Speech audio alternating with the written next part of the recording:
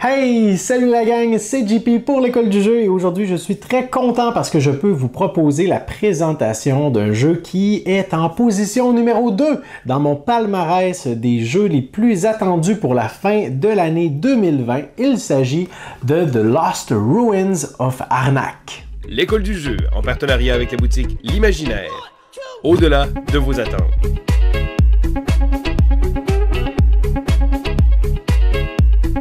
Avant de plonger dans la présentation d'aujourd'hui, laissez-moi vous parler de notre campagne Patreon qui est en ligne présentement. Le lien se trouve dans la description de la vidéo. Vous pourrez aller jeter un coup d'œil. C'est une plateforme qui vous donne l'occasion de nous soutenir financièrement, de nous encourager. Et c'est grâce aux personnes qui nous soutiennent si aujourd'hui on peut continuer de vous proposer du contenu comme celui-ci. Alors si ce n'est pas déjà fait, allez faire un tour. Nous voici donc devant Lost Ruins of Arnak, les ruines perdu d'Arnak, ce jeu pour 1 à 4 joueurs.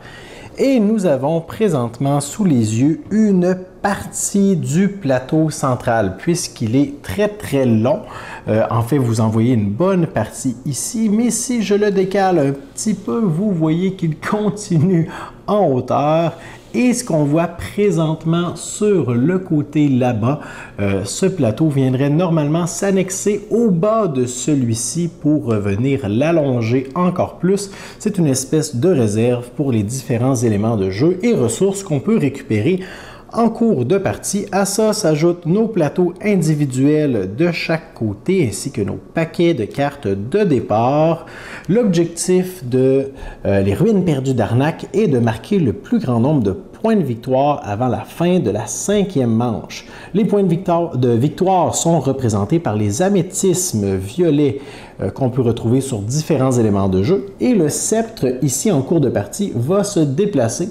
Et au terme de la 5e manche, eh bien, on procédera au décompte final. Dans Lost Ruins of Arnak, les joueurs vont pouvoir effectuer jusqu'à 7 actions différentes à leur tour et les tours vont s'alterner comme ça jusqu'à ce qu'un joueur décide de passer. Lorsque tous les joueurs ont décidé de passer, on progresse à la prochaine manche. Les joueurs vont également avoir 6 cartes au début de la partie dans leur pioche, soit 4 cartes de leur couleur ainsi que 2 cartes peur. Ces cartes vont donc être mélangées, placées sur la pioche. Les joueurs vont en piocher 5 et ce sera leur main de départ. Lorsque vient le temps d'effectuer une action, deux choses sont souvent demandées, soit de jouer des cartes ou d'utiliser des ressources qu'on aura récupérées en cours de partie. Commençons par faire ensemble un survol des différentes actions, la première étant de piller ou de fouiller un lieu qui est déjà exploré. Alors en cours de partie, on pourra explorer tous ces emplacements si on le désire. On a en début de partie seulement 5 sites qu'il est possible de fouiller. Donc pour ce faire, le joueur va récupérer l'un de ses explorateurs et va venir le placer dans un emplacement qui est libre. Selon le nombre de joueurs autour de la table, on pourra bloquer ou rendre disponibles des emplacements supplémentaires. Mais nous avons un coût à payer juste ici, une botte. Alors ce symbole se trouve sur les cartes. Je peux par exemple décider de jouer une carte peur dans mon espace de jeu juste ici pour payer le coût du placement de mon ouvrier. On a toute une histoire de hiérarchie avec les moyens de transport. Alors les jeeps et les bateaux peuvent remplacer les bottes, les avions peuvent remplacer n'importe quel moyen de transport. Alors ça, c'est tout. Maintenant, je vais pouvoir récupérer le bénéfice, soit 5 manuscrits. Alors on a 5 ressources différentes, les jetons d'exploration, les pièces d'or, on a les tablettes juste ici, les pointes de flèche et les rubis. Éventuellement, on aura d'autres lieux qui vont s'ajouter sur le plateau qu'il sera possible d'aller piller. Ce sera la même règle, on va placer notre explorateur dans ce lieu, mais on devra payer les moyens de transport qui sont demandés pour s'y rendre. La seconde action est justement celle qui va nous permettre de découvrir un nouveau lieu à explorer et éventuellement à piller. La première chose qu'on a besoin de faire pour ça, c'est de pouvoir payer le coût en termes de jetons d'exploration. Tous ces sites juste ici me demanderont un minimum de 3 jetons d'exploration, alors que ceux qui sont en haut ici m'en demanderont 6. Advenant le cas où je peux payer le nombre de jeton d'exploration, je vais devoir choisir un lieu. Si je choisis par exemple celui-là, eh bien je vais envoyer mon explorateur dans ce lieu. Je devrais payer une camionnette, une Jeep, comme ceci, en payant une de mes cartes que je mets dans mon espace de jeu. Je vais immédiatement récupérer le bonus de cette tuile, soit un manuscrit. Je vais pouvoir retourner cette statuette qui va me valoir 3 points en fin de partie. Et je vais pouvoir venir installer juste ici une tuile de même niveau que ce qui est indiqué.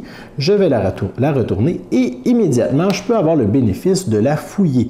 Alors, j'ai le choix ici, par exemple, de récupérer une carte objet qu'on voit dans le haut du plateau gratuitement ou d'avoir 2 jetons exploration. Mais par la suite, je vais venir ajouter un monstre sur cette tuile et ce monstre me menace présentement. Je devrais essayer de trouver un moyen pour m'en débarrasser. Ça m'amène à vous parler des actions gratuites. Alors, n'importe quand, à votre tour, vous pouvez décider de jouer une action avec le symbole d'éclair. C'est-à-dire que vous renoncez aux symboles qui sont sur cette carte pour, à la place, en plus de votre action principale, récupérer un jeton exploration, même un deuxième. Il y a des assistants également qu'il est possible d'utiliser pour récupérer leurs bénéfices. Et sur vos plateaux individuels, il sera possible de prendre vos statuettes et les amener dans les emplacements du haut pour renoncer aux points qui sont imprimés sur le plateau pour effectuer n'importe laquelle de ces actions gratuites. Alors ça, on peut effectuer ça avant, après ou même pendant une action.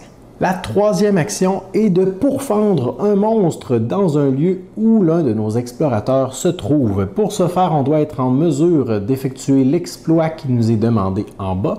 Dans ce cas-ci, payer une pointe de flèche et une pièce d'or, ainsi que avoir une carte encore disponible dans mes mains, de la mettre en jeu, c'est ce que la flèche indique, mais de ne rien récupérer sur cette carte. La carte serait donc perdue.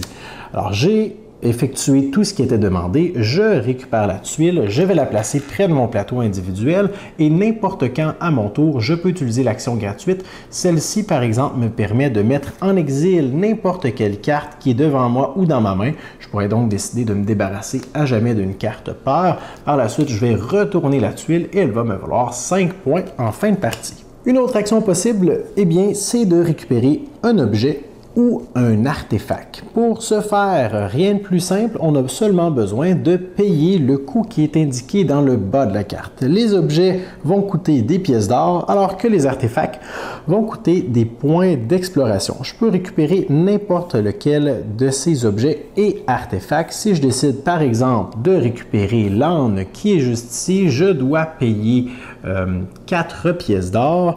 Par la suite, je récupère l'objet et l'objet va se retrouver immédiatement sous ma pioche. Alors, je récupère toutes les cartes qui se trouvent dans ma pioche et je vais placer mon nouvel objet que je viens de récupérer sous la pioche. C'est bien important. Par la suite, je vais décaler tout ça et dévoiler une nouvelle carte. Maintenant, si je décide de récupérer à la place un artefact, ça va me coûter des jetons d'exploration selon ce qui m'est demandé et immédiatement, je peux bénéficier gratuitement de l'effet de la carte. Dans ce cas-ci, ça va me faire piocher une carte qui s'ajoute à ma main. Et une fois que la carte a été utilisée, elle s'en va dans mon espace de jeu et non pas sous le paquet comme un objet. Une distinction bien importante. Une autre action possible, c'est simplement de mettre une carte en jeu. Imaginons un peu plus tard dans la partie, je réussis à récupérer mon âne, j'ai un bandeau dans le bas de la carte pour m'indiquer que ça c'est une action. Je peux donc jouer ma carte pour piocher 2 nouvelles cartes qui s'ajoutent à ma main. Je peux faire ça pour plusieurs cartes objets que je vais pouvoir récupérer en cours de partie.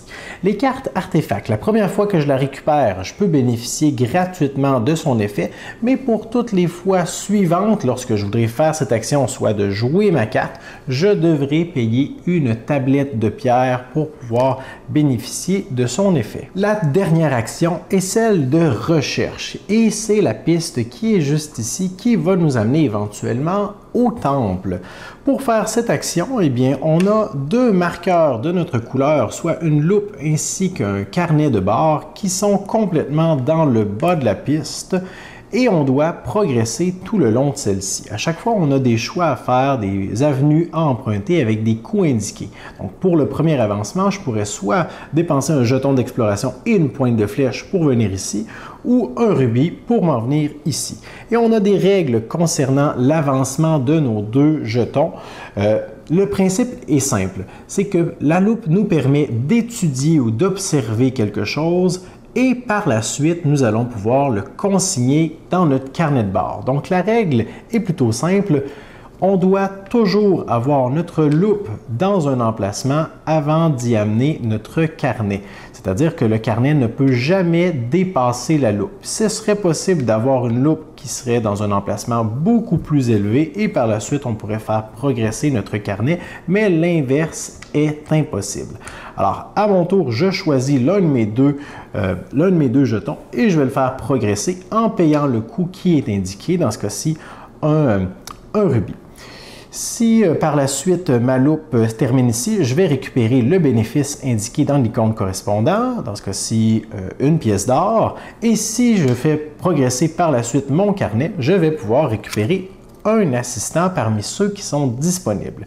L'assistant va donc s'ajouter sur mon plateau individuel. C'est une action gratuite pour moi de l'utiliser et de récupérer des pièces.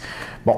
Éventuellement, je vais pouvoir continuer de progresser. Dans ce cas-ci, je n'ai pas le choix, je dois monter ici. Et si je suis le premier à atteindre cet emplacement, je vais pouvoir récupérer le bonus. Et à chaque fois que je progresse, je continue de marquer les avantages qui sont ici. Il y en a tout plein. Je peux même améliorer mes personnages, récupérer des artefacts gratuits. Et le lieu où je me trouve en fin de partie pour mes deux jetons va me valoir des points de victoire.